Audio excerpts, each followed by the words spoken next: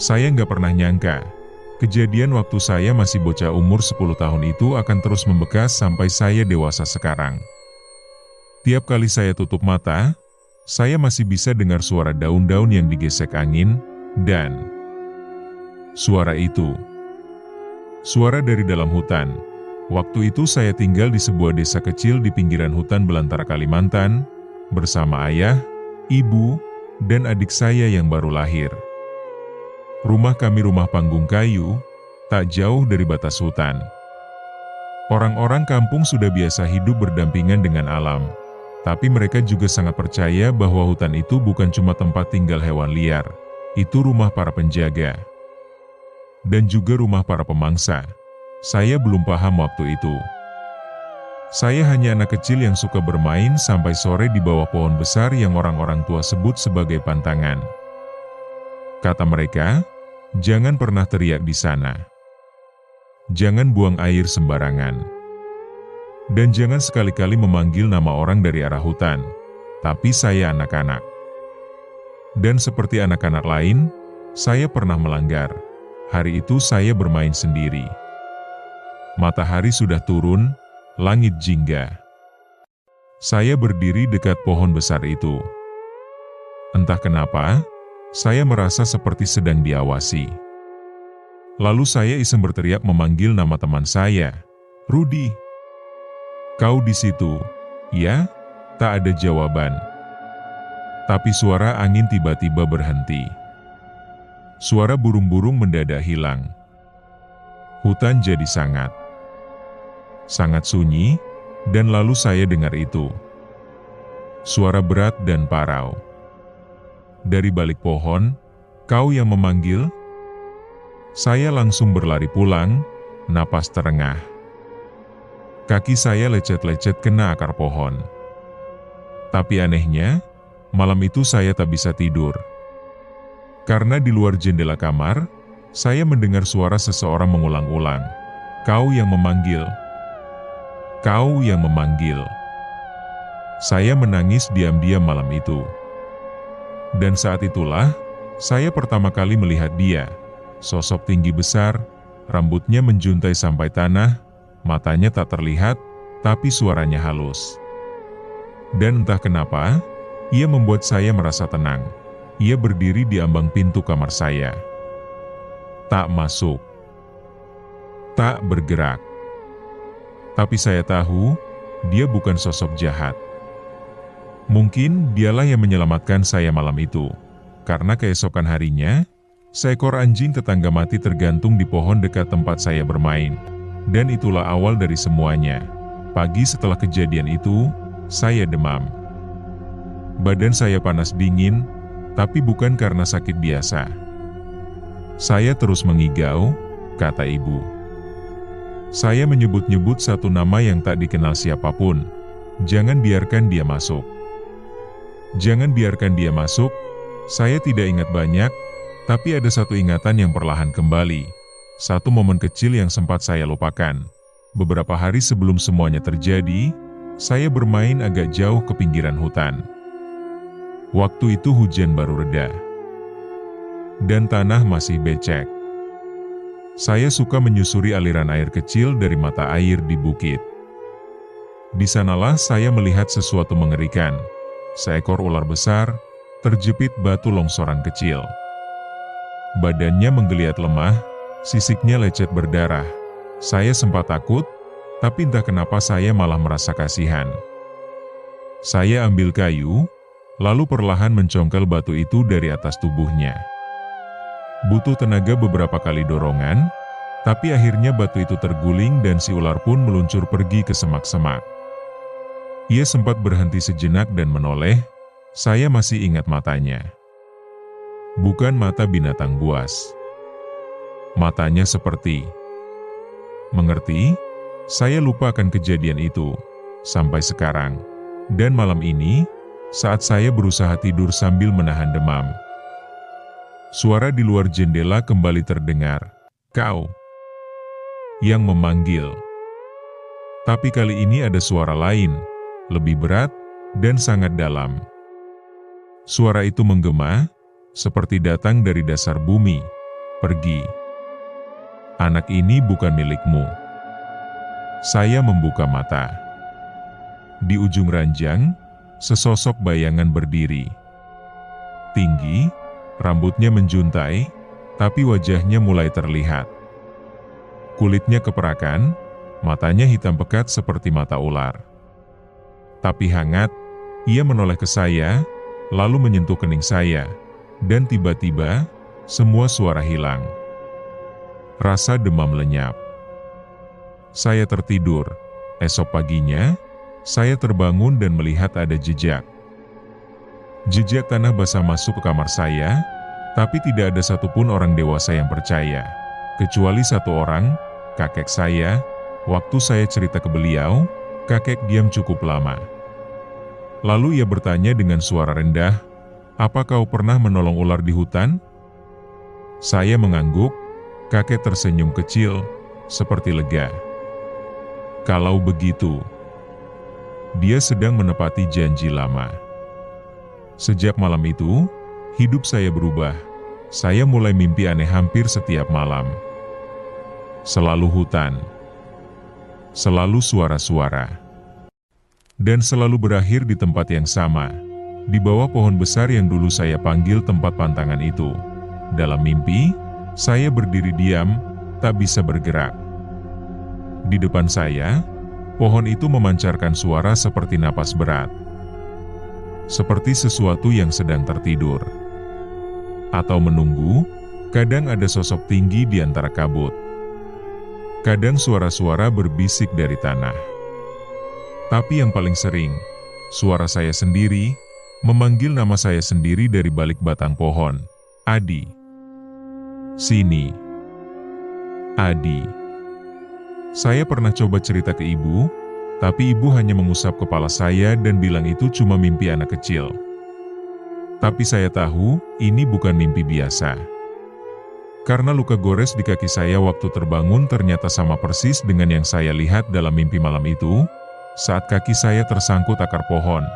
Dan yang paling menakutkan terjadi seminggu setelahnya. Saya tidur siang sendirian di rumah. Rumah sepi. Ayah dan ibu sedang ke ladang. Adik saya dibawa serta. Saya tertidur pulas di lantai papan dekat jendela terbuka. Lalu saya terbangun oleh suara. Suara saya sendiri, "Adi. Bangun, cepat. Ikut aku." Saya buka mata perlahan.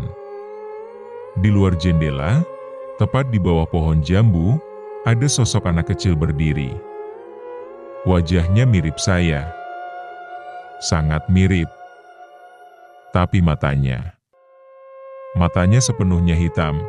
Dia tersenyum, lalu melambai. Saya terpaku. Keringat dingin menetes di pelipis saya. Saya tahu itu bukan saya. Itu bukan manusia. Dan tiba-tiba suara lain muncul, suara yang familiar, seperti bisikan yang pernah menenangkan saya malam-malam sebelumnya. "Jangan ikut dia. Jangan turun. Tutup mata, sekarang." Saya langsung menutup mata, tubuh saya kaku. Saya tak tahu berapa lama saya bertahan seperti itu, tapi saat saya membuka mata, sosok itu sudah hilang. Dan di tanah tempat dia berdiri, ada jejak kaki mengarah ke dalam hutan. Tapi yang membuat saya benar-benar gemetar adalah jejak kaki itu terbalik. Tumitnya di depan, jari-jarinya di belakang. Malamnya, kakek saya datang ke rumah. Ia duduk bersama saya di dapur sambil menyalakan rokok lintingnya. "Kau tahu," katanya pelan, "makhluk dari hutan itu bukan hanya datang kalau kita memanggil. Kadang, mereka datang karena merasa diundang." Saya diam, kakek memandang saya tajam. "Tapi kau tak sendiri. Kau pernah menolong satu makhluk yang tak banyak manusia peduli. Dan dia tak akan membiarkan yang lain mengambilmu." Saya menunduk. Dan dalam hati saya bertanya-tanya, makhluk macam apa yang kini menjaga saya? Dan apa sebenarnya yang mengincar saya dari dalam hutan itu? Beberapa hari setelah kejadian siang itu, saya mulai bicara dalam tidur. Kata ibu, setiap malam saya mengigau, suaranya aneh. Berat dan bergema seperti suara orang dewasa. Tapi kadang juga lirih, seperti bisikan. Suatu malam, ibu sempat mendengar saya berkata, ia belum bisa masuk. Tapi sebentar lagi, ia bisa. Ibu pikir saya sedang kerasukan. Tapi kakek bilang, itu bukan kerasukan, itu peringatan. Kadang yang menjaga kita bicara lewat mimpi. Lewat tubuh kita. Tapi bukan tubuh kita yang bicara, itu lidahnya mereka. Sejak malam itu, saya tak boleh tidur sendirian. Tapi sekalipun saya tidur di dekat ibu, mimpi-mimpi itu terus datang.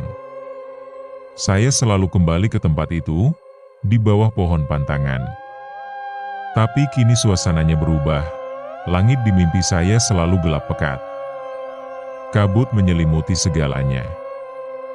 Dan dari balik pepohonan, saya mulai melihat bayangan besar, tinggi, dengan tubuh panjang berambut kusut yang menyeret di tanah. Matanya merah, dan mulutnya sobek sampai ke telinga. Ia tak pernah bicara, hanya mendekat perlahan. Tapi saya tahu, ia mencari saya. Dalam mimpi, saya berusaha lari, tapi tanah hutan seperti lumpur yang menelan kaki saya.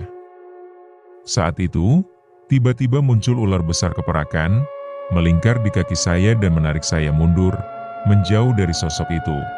Dan di saat terakhir, saya selalu terbangun. Suatu malam, saya kembali bermimpi. Tapi kali ini berbeda. Saya tidak langsung berada di hutan. Saya berada di dalam rumah saya sendiri, tapi rumah itu gelap dan dingin, seperti kosong. Tak ada suara. Tak ada ibu. Tak ada siapa-siapa. Saya berjalan menyusuri lorong rumah yang tak seharusnya ada. Dindingnya kayu busuk, lantainya lembab. Di ujung lorong itu, saya melihat sesuatu, cermin besar. Dan di dalam cermin, saya melihat diri saya, tapi wajah saya bukan wajah saya. Itu dia. Anak yang pernah muncul di bawah pohon jambu, dia tersenyum dan berkata, "Kau sudah dekat. Tinggal buka pintunya." Tiba-tiba cermin itu retak, dan dari sela retakan, keluar tangan bersisik dengan kuku panjang melengkung, meraih ke arah saya. Saya berteriak. Tapi tangan lain menyambar saya dari belakang. Lebih besar. Lebih kuat. Bangun. Saya terjaga dengan napas terengah. Keringat membasahi seluruh tubuh saya. Tapi yang membuat saya menggigil adalah cermin kecil yang biasa tergantung di kamar, kini retak di bagian tengah. Tak ada yang menjatuhkannya. Tak ada angin. Tapi cermin itu pecah dari dalam. Kakek datang pagi harinya. Melihat cermin itu, ia tak bicara banyak. Hanya menggenggam bahu saya dan berkata, "Waktunya hampir tiba." Penunggu itu ingin sesuatu. Tapi yang kau punya lebih berharga dari yang bisa ia ambil dengan paksa. Hari-hari berlalu dalam kecemasan. Saya tak bisa lagi tidur dengan tenang. Setiap malam, mimpi-mimpi aneh terus datang, dan selalu berakhir dengan perasaan dingin yang menusuk sampai tulang. Tapi malam itu berbeda. Saya kembali bermimpi berada di hutan.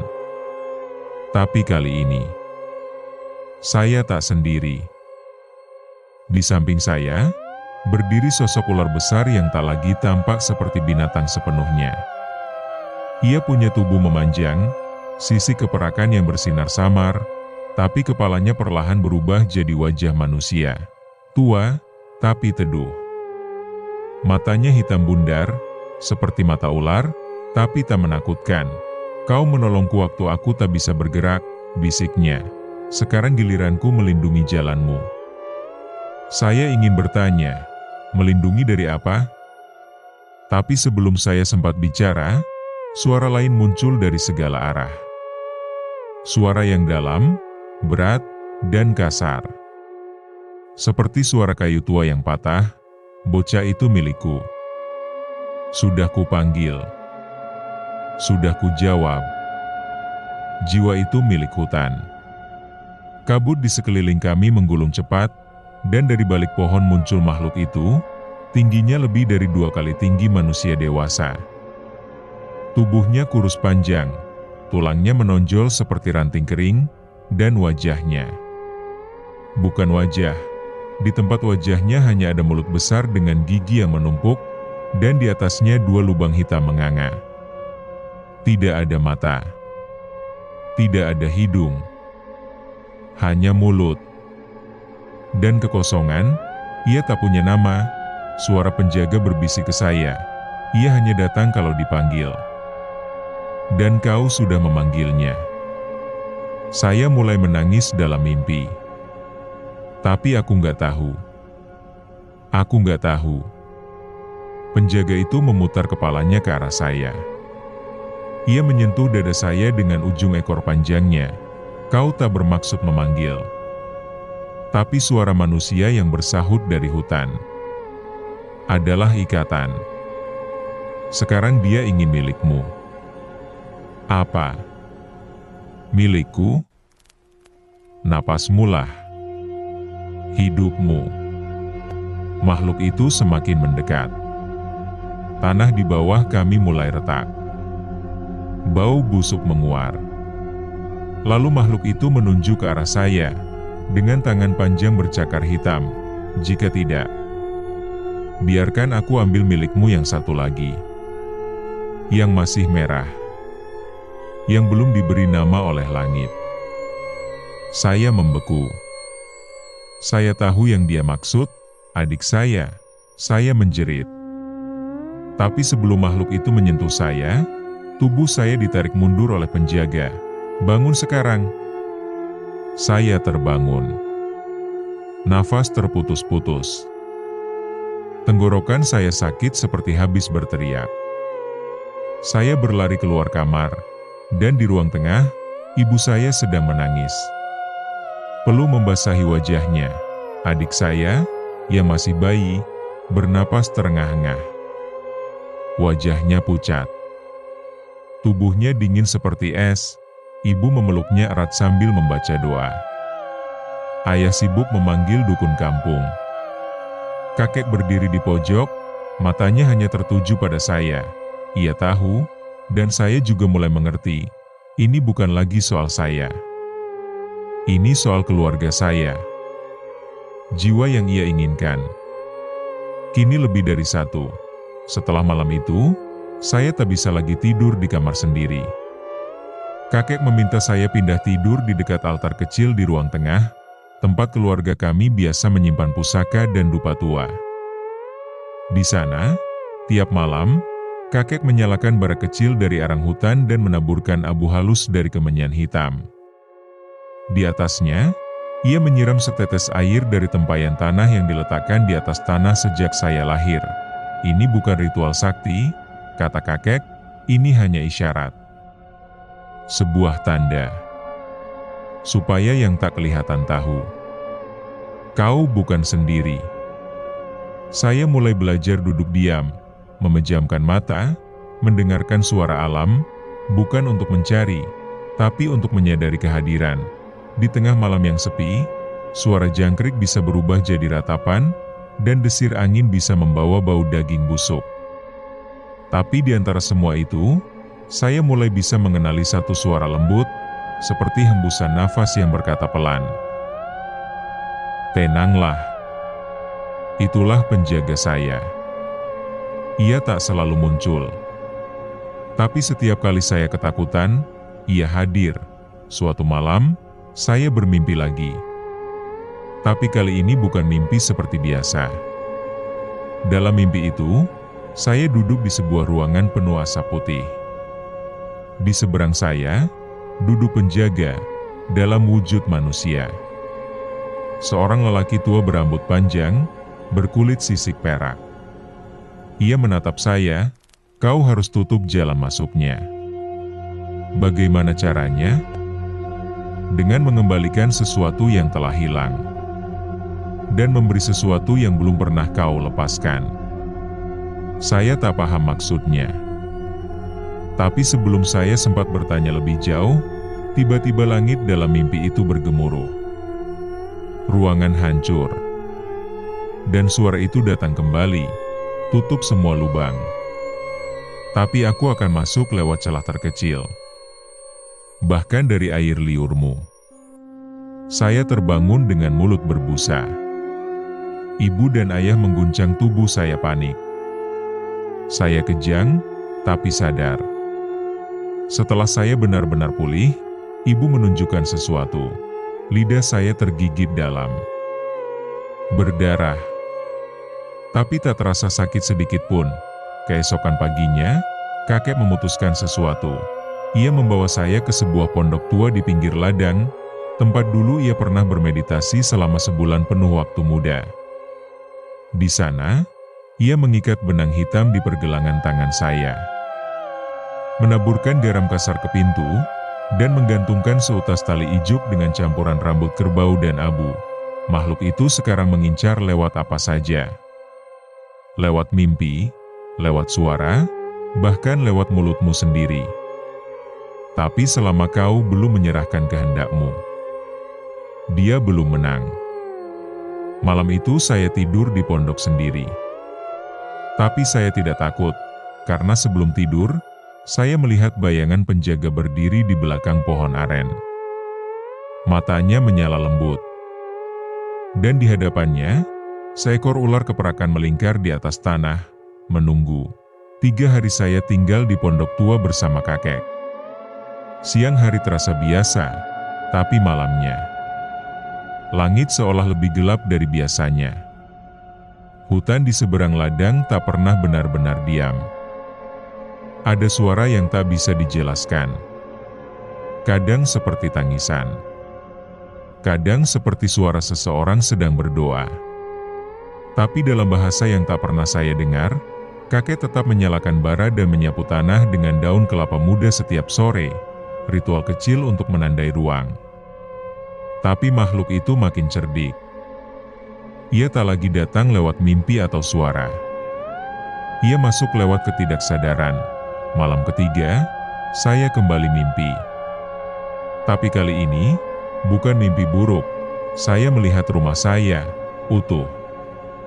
Ibu sedang mengayun adik saya di depan lampu minyak. Ayah duduk di tangga depan, mengasah parang. Saya senang. Saya pikir, ini sudah berakhir, tapi ada satu hal yang tak masuk akal, kakek duduk di pojok ruangan dan menatap saya. Padahal di dunia nyata, kami bersama di pondok, ini bukan rumahmu, bisiknya pelan, jangan masuk. Apapun yang terjadi, jangan masuk.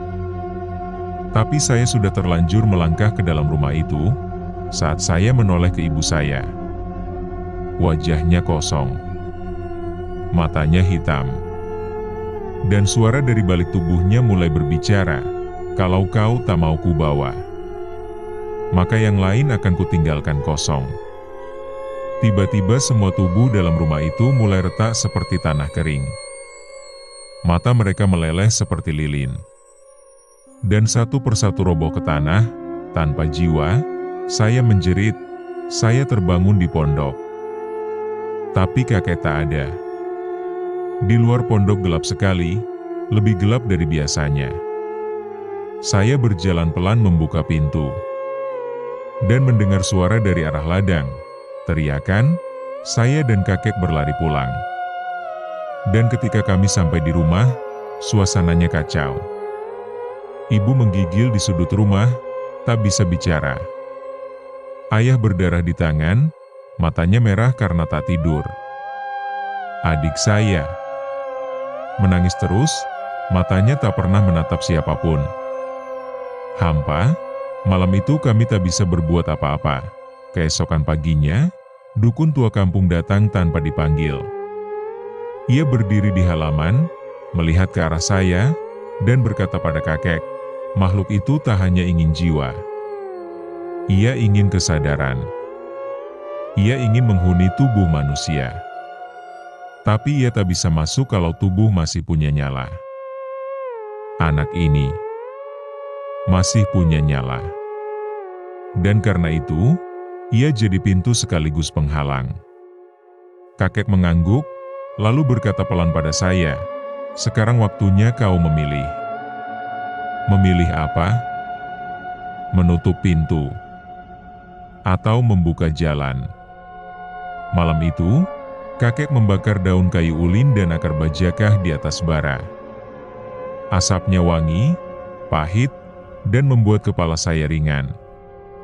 Ia meminta saya duduk bersila di hadapannya, mata tertutup, napas pelan. Ini bukan mimpi. Tapi juga bukan dunia biasa.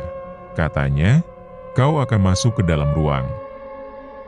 Tempat namamu pertama kali dipanggil. Dan kau akan bertemu dengannya. Bukan untuk mengusir, tapi untuk menolak. Saya tak benar-benar mengerti. Tapi saya tahu saya tak punya pilihan lain. Ibu masih gemetar. Adik saya belum menatap siapapun. Dan setiap malam, rumah kami seperti dibungkus kabut yang hanya bisa dilihat oleh orang-orang yang merasa. Saya pejamkan mata, dan ketika saya membuka mata kembali, saya tidak lagi berada di pondok. Saya berada di hutan yang tak pernah saya injak sebelumnya. Semuanya tampak sama. Tapi berbeda. Daun-daunnya terlalu besar. Pohon-pohonnya melengkung seperti tulang. Tanahnya lembut, tapi berdenyut. Seperti napas, saya berjalan tanpa arah. Tapi langkah kaki saya seolah dituntun. Hingga saya sampai di sebuah pohon yang sangat tinggi. Di depannya ada batu besar, batu yang dulu saya singkirkan untuk menolong ular. Di atas batu itu, ia duduk, penjaga saya, wujudnya kini jelas. Separuh tubuhnya manusia, separuh sisik ular. Tapi tak ada kengerian sedikit pun dalam dirinya. Hanya keteduhan dan kesedihan yang dalam. Aku hanya bisa menjagamu sampai di sini. Kenapa? Karena sisanya bukan tentang aku, tapi tentang dirimu. Tentang pilihanmu. Ia menunjuk ke balik pohon, saya menoleh. Dan di sanalah ia berdiri, makhluk itu, tinggi. Tanpa wajah. Tubuhnya seperti ranting kering yang ditumpuk, dan dari lubang mulutnya, asap hitam keluar perlahan. Namamu pernah memanggilku. Dan sekarang aku ingin suaramu selamanya. Saya ingin mundur. Tapi kaki saya tak bisa bergerak. Penjaga berkata lagi, kalau kau mundur, kau akan hilang. Kau akan hidup. Tapi bukan sebagai dirimu. Ia akan mengendap di balik kulitmu. Ia akan berbicara lewat mulutmu. Saya menatap makhluk itu. Dadaku sesak. Kenapa aku? Makhluk itu menjawab, karena kau melihat. Karena kau percaya. Saya menggigil. Tapi saya mengingat semua yang telah terjadi. Ibu.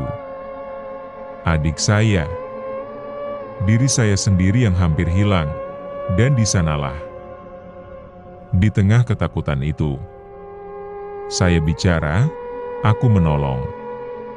Karena aku mau, bukan karena ingin imbalan. Dan sekarang aku menolakmu. Karena aku tahu siapa aku. Makhluk itu mengeluarkan suara keras, jeritan panjang seperti ranting patah dan batu tergerus sungai. Tanah bergetar. Kabut memekat, tapi dari balik pohon, sang penjaga berdiri, membentangkan tubuhnya di depan saya. Ular besar muncul dari bawah tanah dan melilit sosok hitam itu. Jeritannya terhenti. Semua menjadi putih, saya terbangun di pondok. peluh membasahi seluruh tubuh saya, dan dari luar jendela tak ada lagi kabut, tak ada suara. Hutan kembali tenang. Pagi setelah saya terbangun dari perjalanan itu, hutan terasa berbeda. Bukan karena berubah secara kasat mata. Pohon tetap pohon, kabut tetap turun tiap subuh, dan suara burung tetap terdengar di pagi hari. Tapi ada sesuatu di udara. Sesuatu yang enteng, seperti beban yang dilepaskan. Saya dan kakek berjalan pulang ke rumah. Di jalan, kakek hanya berkata satu kalimat, "Kau bukan lagi anak kecil yang sama." Dan saya tahu maksudnya. Saat kami sampai di rumah, ibu sedang menyuapi adik saya. Ia sudah mulai tersenyum, meski samar. Ayah membersihkan pekarangan seperti biasa, meski wajahnya masih tampak letih. Tapi di mata mereka, tak ada lagi ketakutan yang sama seperti sebelumnya. Malam itu, saya tidur di kamar sendiri untuk pertama kalinya sejak kejadian itu. Tak ada mimpi buruk, tapi tepat sebelum saya terlelap, saya melihat sesuatu di jendela, ular keperakan. Tidak besar, hanya sebesar lengan bayi. Ia menggeliat pelan di ambang jendela, lalu menunduk, seolah menyapa. Saya bangun, mendekatinya pelan, dan berbisik, "Terima kasih." Ular itu berhenti sejenak. Lalu perlahan menyelinap ke balik pohon jambu dan menghilang ke dalam malam. Beberapa minggu berlalu. Gangguan tak pernah datang lagi. Tapi ada satu hal yang tetap saya simpan diam-diam. Setiap malam bulan gelap, saat malam tanpa rembulan, dan hutan menjadi lebih sunyi, saya selalu mendengar suara pelan dari arah pohon besar di tepi batas hutan. Suara itu bukan suara makhluk jahat, tapi juga bukan suara manusia. Suara yang hanya berkata satu kalimat, "Jangan panggil lagi." Saya tahu, itu bukan ancaman, itu pengingat. Bertahun-tahun telah berlalu sejak malam terakhir itu. Saya tumbuh, pergi dari desa, merantau ke kota, dan kini menjalani hidup seperti orang biasa. Bekerja, berkeluarga, mencoba melupakan masa lalu yang terlalu kelam untuk diceritakan. Tapi saya tahu, sebagian dari diri saya tidak pernah benar-benar keluar dari hutan itu. Saya tak pernah ceritakan ini ke banyak orang. Orang-orang hanya tahu bahwa waktu kecil saya sakit, lalu sembuh setelah tinggal di pondok bersama kakek. Mereka tak tahu apa yang benar-benar terjadi. Mereka tak tahu bahwa saya pernah hampir kehilangan diri saya, hanya karena saya menjawab sesuatu yang bukan untuk dijawab. Kakek sudah lama meninggal. Tapi sebelum beliau wafat, ia sempat berkata pelan saat saya menjenguknya, "Kalau suatu hari kau merasa udara terlalu berat, dan langit terlalu sunyi, maka dia mungkin sedang melihatmu lagi." Saya hanya mengangguk.